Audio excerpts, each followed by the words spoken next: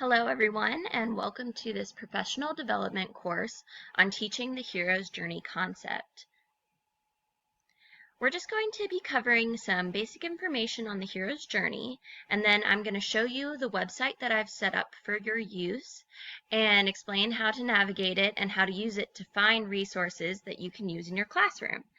Then we're just going to talk about things to consider when you create your unit plan, and then we'll go over a basic lesson plan template.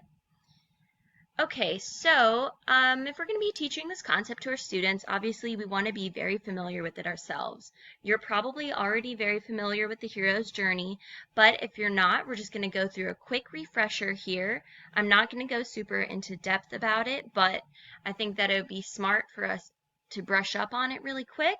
And then if you would like to get even more of a brush up on it, you can do that by looking through the resources on the Wix site.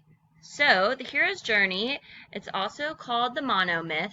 It's a plot pattern that's present in most classic hero stories. It's basically a template for the plot that a character who is an archetypal hero will go through. This theory was popularized by Joseph Campbell in his 1949 book, The Hero with a Thousand Faces, and it includes 17 stages. Some lessons choose to only teach 12 of these stages. We'll go over that more later, but for the purposes of our brush up, we're going to go through all 17 of Joseph Campbell's original stages. They're separated into 3 acts, so let's quickly go through those. The first act is departure. It includes the first 5 phases of the hero's journey. So the call to adventure is when the hero receives a calling to the unknown. The refusal of the call is when obligations or fear prevent the hero from starting that journey. The supernatural aid is when a magical helper appears or a mentor becomes known. Crossing the threshold is when the hero leaves their known world and venture into the unknown. Then we have Belly of the Whale, which is the final stage of the hero's separation from their familiar known world. The second act is called Initiation. It starts with the road of trials, in which the hero must pass a series of tests to begin the transformation.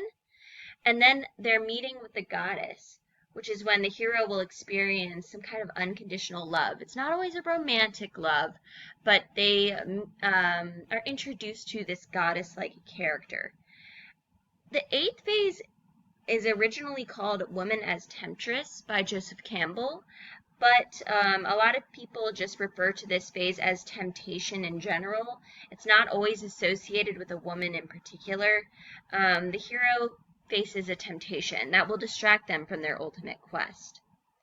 Next, we have Atonement with the hero's father, in which the hero must confront the person that holds ultimate power in their life. Sometimes this is their biological father, but many times it's just a father figure or someone that holds power over them in general. The 10th phase is Apotheosis, which is also called Peace and Fulfillment before the hero's return. It's when the hero moves to a state of divine knowledge. Sometimes this happens through some form of death. Other times it's more of a physical transformation. And then the 11th phase, the ultimate boon, is the achievement of their goal or quest. Next we have the third act. It starts with the refusal of the return, in which the hero, having found some form of enlightenment in the other world, may feel reluctant to return to their first known world. The 13th one is Magic Flight. Sometimes the hero has to escape with the boon. And then Rescue from Without. Sometimes the hero needs a rescuer to come in and help remove them from that world. In the return, the crossing of the return threshold is when the hero has gained wisdom on their quest and they return back to their known world in order to integrate that wisdom into their society.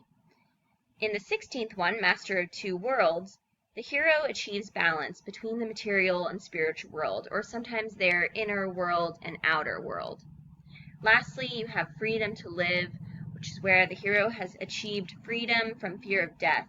allowing them to live in the moment without concern for the future or regrets of the past.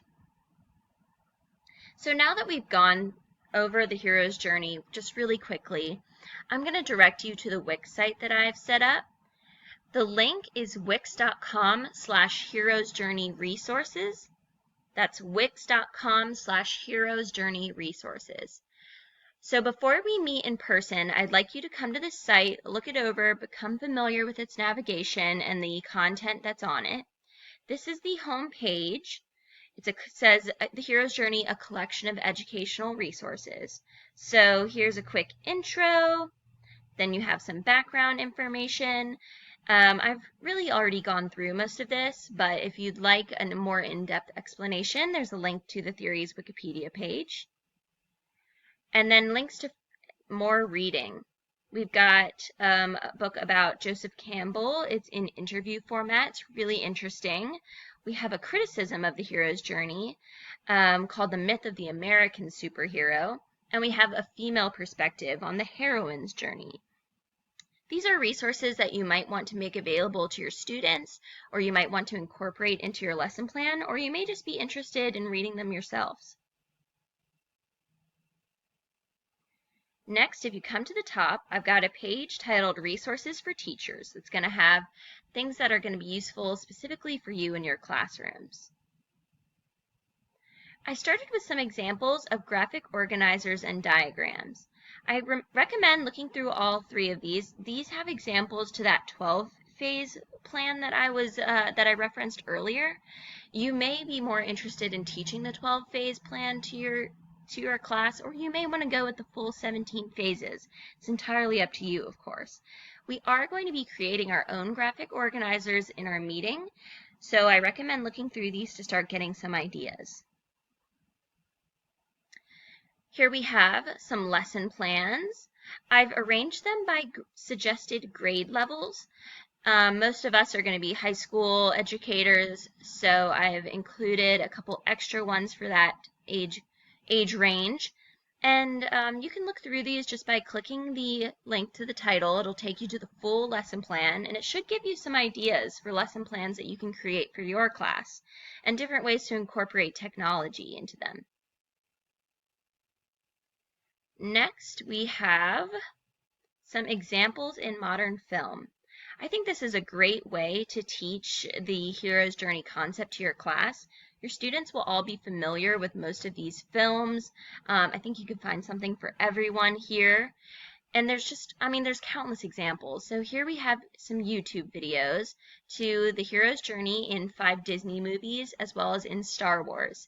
You could play these videos for your classroom or just watch them yourselves, but they're really interesting. I definitely highly recommend watching them if you're a Disney or Star Wars fan. Then here I've linked a grid to some archetypal characters in different epic movies, like Harry Potter and even Finding Nemo. I think this is a really fun way to show your class examples of different archetypes in the hero's journey. And then here is an article with 5 more films that play out the monomyth. And then lastly, a link to a Reddit page where students can see more examples of movies that follow the hero's journey. This should just nail down for them that there are so many examples for them to look through to understand this concept, and you could incorporate this into your lesson plan to have a little bit of a unique feel to it. So next, I've just got some things that you might want to consider as you're going over your unit plan. You've all done this many times before, so I'm sure most of this is just repetitive information for you, but I thought it would be interesting to put them up here just in case there's something you maybe haven't considered. So read through those. I won't go over them individually for you, but definitely go over this before our meeting. And then lastly, there are a few things I'd like you to do, homework if you will. So I'd like you to print out the unit plan template that I've linked here. It's really basic. It's just a basic unit plan that we're going to work on in class as individuals or in groups. Either way is fine. Read through the information on the Wix site, look over it, make sure that you're familiar with it and familiar with the resources available there. And then create a list of 3 comments or questions that you have about the Wix site, the hero's journey, or anything at all that pertains to this course. That way, when we come to class and meet in person, everyone will be prepared with some talking points, and we can go ahead and get any questions or concerns you might have out of the way. So that's all I have for you today. I look forward to meeting with you in person, and I hope that you've enjoyed the course thus far. Thank you.